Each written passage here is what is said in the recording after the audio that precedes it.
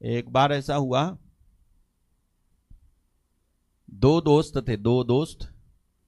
एक दोस्त बहुत सीधा था, लेकिन दूसरा दोस्त बहुत चालाक। जो सीधा वाला दोस्त था उसको परमेश्वर के अनुग्रह से बहुत सारी धन संपत्ति मिल गई।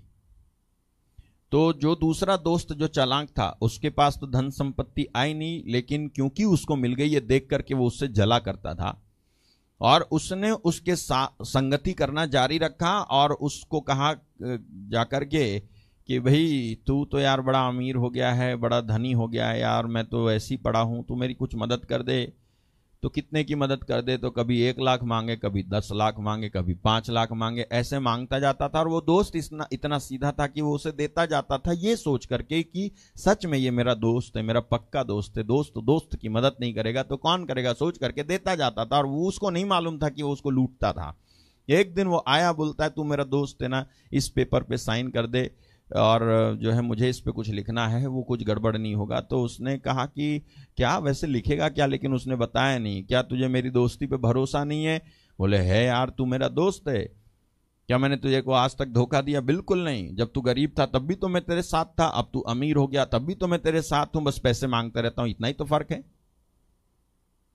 उसने विश्वास कर लिया, खाली पेपर पे साइन कर दिया। उसके बाद जाके उसकी वसीयत जो है उसने अपने नाम लिखवा ली और उसको धक्का देकर निकाल दिया। वो खूब रोया, खूब परेशान हुआ, उसको बहुत दुख हुआ। ये क्या है? ऐबदारी, जिसको परमेश्वर जो है बर्दाश्त नहीं करता। ये वो चीज है।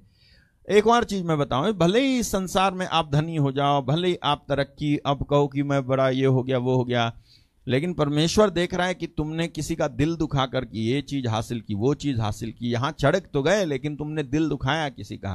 वो दुखा हुआ दिल जब तक तुम ठीक नहीं करोगे, तुम्हें वो चीज नीचे खींचती रहेगी। भले ही तुम्हारे पास बहुत संपत्ति, बहुत धन, बहुत फैलाव, बहुत ये ऐसा होता है। लोग जो बड़े चालाक होते हैं, इसको मैं ऐबदारी में गिनता हूं, चालाक होते, बहुत चालाक होते हैं, आपके साथ इसलिए नहीं रहते कि वो आपका साथ देंगे, बल्कि इसलिए रहते हैं कि वो खुद मजबूत हो जाए, उसके बाद वो आपको छोड़ देंगे। क्या सुना आपने मैंने क्या कहा? आपके साथ इसलिए नहीं रहते कि वो आपका हमेशा तक साथ देंगे, बल्कि इसलिए रहते हैं कि वो खुद मजबूत हो जाएं। एक बार जब वो खुद मजबूत हो जाएगा वो अपना रंग दिखा देगा। हालेलुया।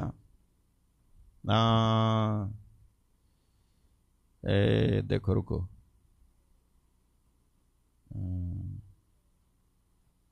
कई बार ऐसा होता है कि मेरे पास ताकत नहीं है तो मैं अपने आप को प्रोजेक्ट नहीं कर पाता हूं, लेकिन जब मेरे पास ताकत आती है, जब मेरे पास पैसा आता है, जब मेरे पास सपोर्ट आता है, तब मैं अपने आप को प्रोजेक्ट करने लगता हूं, तब मैं घमंडी बन जाता हूं। जब मैं कब तक, आपको पता है हमारी विनम्रता काफी हद तक बनावटी होती है। फॉर एग्जाम्पल, अगर आपके पास में कुछ नहीं है तो आप झुकते रहोगे दूसरों के सामने, लेकिन जब सब कुछ आ जाएगा आप झुकना बंद कर दोगे। वही गुरु होगा, वही स्पिरिचुअल फादर होगा, वही जो है लीडर होगा, वही होगा, लेकिन आप उसके सामने झुकना बंद कर दोगे क्योंकि अब आपके पास में सपोर्ट आ गया। हालेलुया। मैं जानता हूं मेरी टीम का एक व्यक्ति, मैं लेके घूमा उसको, इधर ले गया, नाम नहीं बताऊंगा लेकिन मैं आपको बता सकता हूं काम, मैं ही लेके घूमा इधर उधर, और जो है इससे भी जान पहचान करा दी, उससे भी जान पहचान करा दी, इससे भी करा दी, ये ले भैया सबसे जान पहचान हो गई, बराबर का दर्जा दिया इसको। ये निकला यहूदा इस्करियोती। मैंने देखा कि जब उसकी जान पहचान नहीं थी तो मेरे पीछे पीछे लगा हुआ था, भैया भैया भैया भैया भैया भैया। जब जान पहचान हो गई तो मैंने देखा उसके तेवर बदल गए, उसका रुख बदल गया मेरी तरफ, उसका जो है नेचर बदल गया। वो तो जो है बगावत पे उतर आया, बोले तुम ही थोड़ी हो, मैं भी तो हूं, तुमसे बढ़कर हूं। मैंने देखा जब लोगों के पास ताकत नहीं होती वो विनम्र बने रहते हैं। कुछ ऐसे कीड़े मकोड़े भी होते हैं,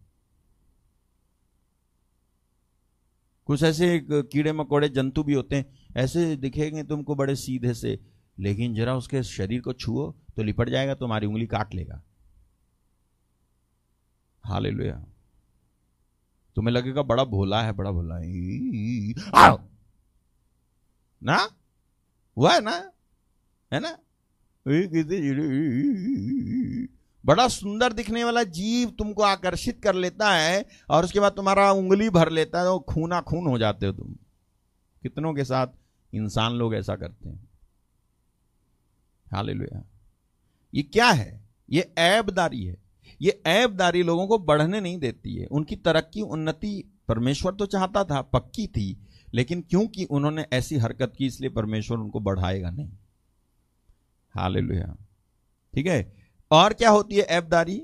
आप जाओ नहम्या अध्याय 4। हाँ, जारी। नहम्या अध्याय 4 वचन 1। ये क्या हो गया?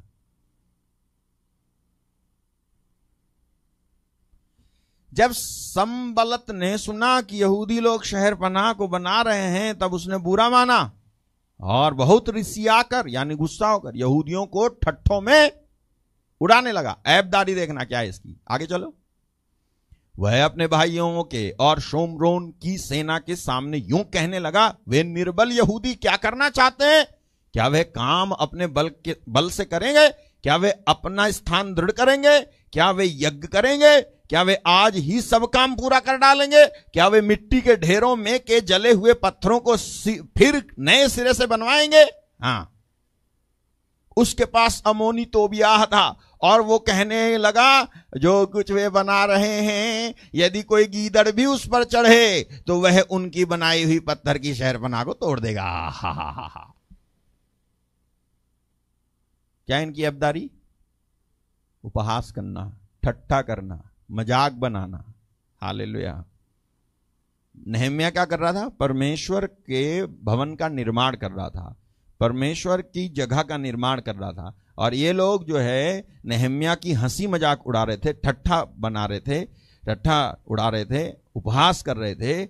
और उपहास करते समय जो शब्द वो बोल रहे थे वो ये है कि अगर कोई लोमड़ी भी चढ़ पड़े ना तो भी इनकी बनाई दीवार गिर पड़ेगी। गीदड़ चढ़ पड़े, इतनी कमजोर दीवार बना रहे हैं कि इस पे गीदड़ भी चढ़ पड़ा तो भी ये गिर जाएगा। ये थी इनकी ऐबदारी। और ये बोल बोल के नहम्या को कमजोर करते थे। आज यही ऐबदारी हम में से कई लोगों की भी है। बोल बोल के कमजोर करना, प्रोत्साहन देना नहीं। अरे ये कहां होगा, अरे ये कहां बढ़ेंगे, अरे ये तो ऐसी है, पत्नी लगी पड़ती रहती है ऐसे बोलने में, बच्चे लगे रहते हैं ऐसा बोलने में, बाप लगा रहता है ऐसे बोलने में, पास्टर लगा रहता है कई बार बोलने में, तो कलीसिया लगी रहती है इस तरह से बोलने में। वो कभी प्रोत्साहन नहीं देते हैं, वो हमेशा डाउन करने वाले शब्द बोलते रहते हैं, डराते रहते हैं, मजाक उड़ाते रहते हैं, हंसते रहते हैं। उनको हंसना नहीं चाहिए था लेकिन हंसते रहते हैं। हालेलुया। सुन रहे हो आप?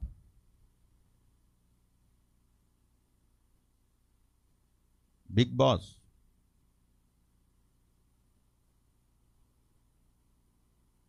आप हंसते रहते हो बोल बोल करके।